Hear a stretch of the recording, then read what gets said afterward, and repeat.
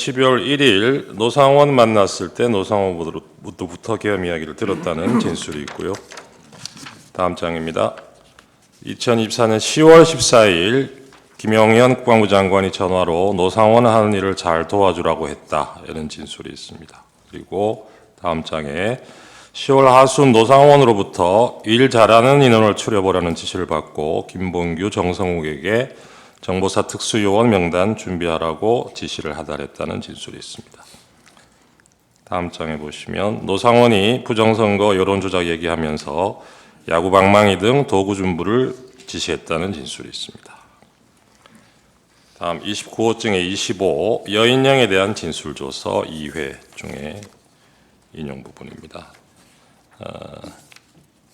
14명을 특정해서 체포하라는 지시는 계엄 선포 직후 김영현으로부터 들은 것이나 대통령이 평소 비상조치를 언급하면서 이 사람들에 대한 조치를 해야 한다고 말했다, 이렇게 진술하고 있고, 다음 장에는 국방부 장관 공관에서 김영현이 자신에게 조만간 대통령이 계엄 결정하실 것이다, 국회 통제하고 선관위와 여론조사꽃 등의 부정선거와 여론조작 증거를 밝혀낼 것이다 라고 하였다고 진술하고 있습니다. 다음 장 37호증의 1 2025년 1월 14일 국회 국정조사 특위 회의록 관련 부분입니다. 박종근이 진술한 부분입니다. 2024년 10월 1일 대통령 관저에서 김영현, 여인영, 이진우 등과 함께 식사하는 자리에서 피청구인이 비상계엄에 대해 이야기하였다는 진술이 기재되어 있습니다. 다음 포고령 준비, 그리고 기재부 문건 등 관련한 부분입니다. 갑자 58호증의 1, 2025년 2월 6일자 국회 국정조사 특위 회의록입니다. 증인으로 나온 최상목 권한대행이 12월 3일 비상계엄 선포 전 개최된 회의에 대해서 그 회의에서 피청구인이 자신에게 준 문건, 우리 기록에도 증거로 제출이 되어 있습니다. 이 문건에 관해서 지난 1월 23일 이 심판정에서 국방부 장관 김영현이 비상경제 조치를 하기 위한 기구를 편성하기 위해 국가비상입법기구 관련 예산 편성을 넣었다.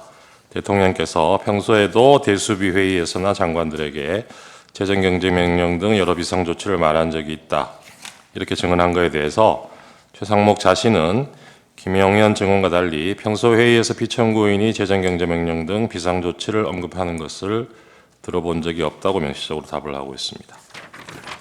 다음 29호증의 1 김영현 피의자 신문조서 1회, 3회 29호증의 1, 3 부분입니다.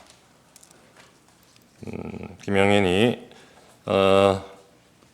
자신이 작성해서 보고한 포고령 초안에 대해서 피청구인이 직접 검토하고 그중에 통행금지 부분을 삭제하였다라고 제시하고 있습니다. 그리고 다음 장입니다. 12월 1일 피청구인에게 포고령 담화문 공고문을 보고했고 피청구인이 이를 검토해서 보완 지시를 하였고 그게 그 다음 날 12월 2일 날 피청구인으로부터 승인을 받았다는 취지로 진술하고 있습니다. 29호증의 24 비상계엄 당일 대통령이 기재부 장관에게 건네준 문건입니다. 이 내용을 보면 사망의 세 번째 항에 보시면 피청구인은 이 비상계엄의 기회를 이용해서 국회를 사실상 해산하고 이를 대체할 비상입법기구를 구성하고 있었다는 점을 알 수 있습니다. 아울러 피청구인과 김영현은 이런 문건을 기재부 장관 외에도 국무총리, 외교부 장관, 행안부 장관, 경찰청장, 서울지방경찰청장에게도 교부하였다는 점을 알 수 있습니다. 다음 장입니다. 67호증 중에 1980년 5월 17일 비상계엄 확대 조치 당시에 포고령 10호 문건하고 이 사건 포고령을 비교해 보시겠습니다.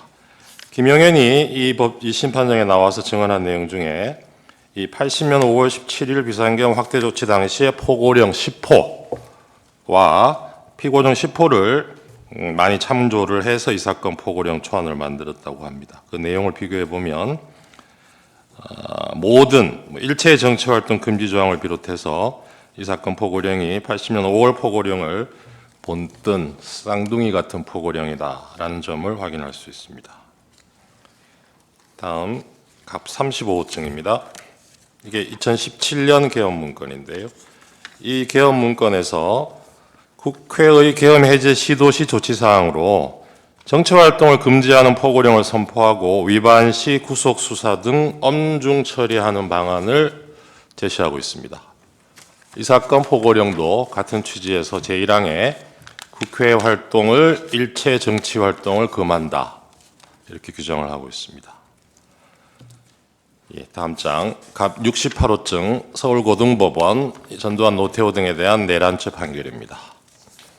이 80년 5월 17일 신군부 내란 당시에 비상계엄 확대 조치 후에 국회의원의 국회 출입을 통제하고 정치인들을 체포해서 그때 5월 20일로 개회가 예정되어 있던 임시국회 개회를 불가능하게 하고 이후 80년 10월 27일 5공화국 헌법이 공포됨으로써 사실상 국회가 해산된 사실이 기재되어 있습니다. 사실관계로 이 내용을 아까 말씀드렸던 기재부 장관 문건하고 비교해 보면 피청구인도 국회를 대체하는 국가비상입법기구의 설립을 계획하고 있었다는 사실을 알 수 있습니다.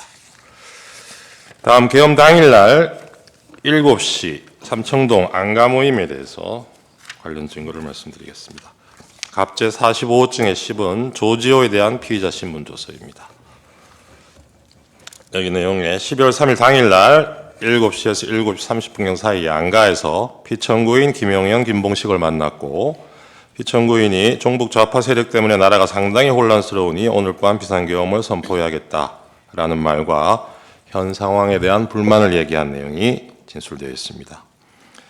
피청구인이 함께 있는 자리에서 김용현으로부터 2200 국회, 2300 민주당사, 여론조사꽃, MBC 등 시간대와 10여 곳이 넘는 기관들 이름이 기재된 A4 용지 한 장을 건네받았다는 내용을 진술하고 있습니다. 다음 김봉식 3회 피의자 신문조서 갑 29호증의 23회입니다.